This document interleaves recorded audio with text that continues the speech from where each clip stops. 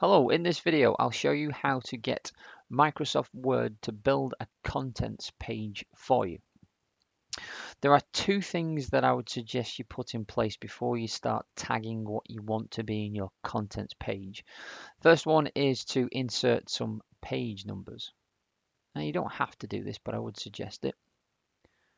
Once you've pressed insert, select page numbers and choose whichever layout you want.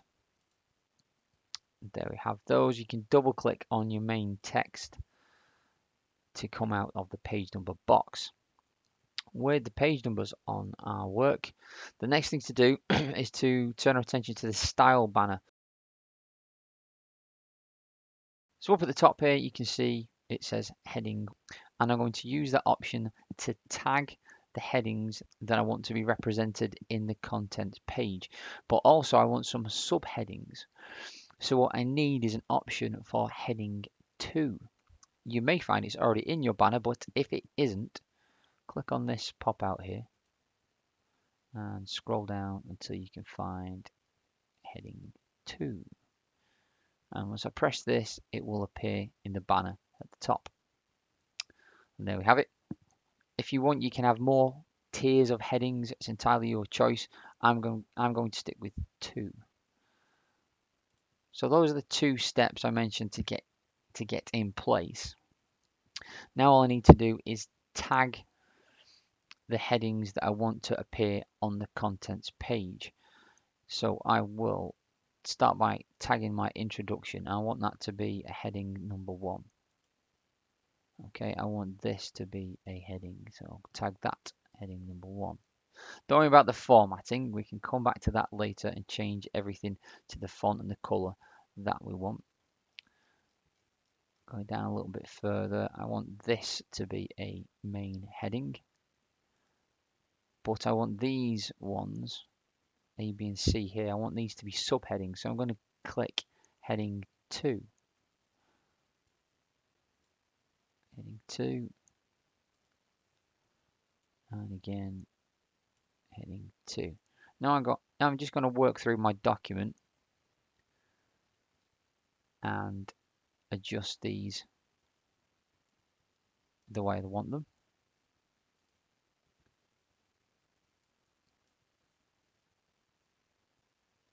So let's skip forward to the point where I've done all that. Okay, so we're all done. I have marked everything I want to appear in the contents page.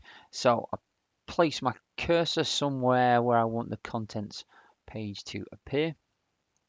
And I go to the references tab. And over here on the left is a table of contents. I'm going to use automatic table 1. Of course, you can try the other ones and see how that works and see if you like that. I'll press that and we should see our contents page appear in the document. Let's scroll back up and there we have it, our contents page. Now, of course, I've inserted that, I've inserted some titles, so my layout will have changed. It might not be where I want it to be anymore. So you can at this point just start to clear things up. I'm going to put my contents page on its own page. I'm going to put my introduction on its own page, and you can see what this is doing now. Of course, my introduction is meant to be on page 1 according to this, but it's not, it's on page 3, and so on. You can move things around as you want, and then we'll go back and update the content page to make sure that these updates are represented on there. Back up to the top, and those page numbers have changed, so I click on this gray area and I press update table, and notice that the page numbers will change, will be updated as to what they should be. There we go, all done. And that's a contents page.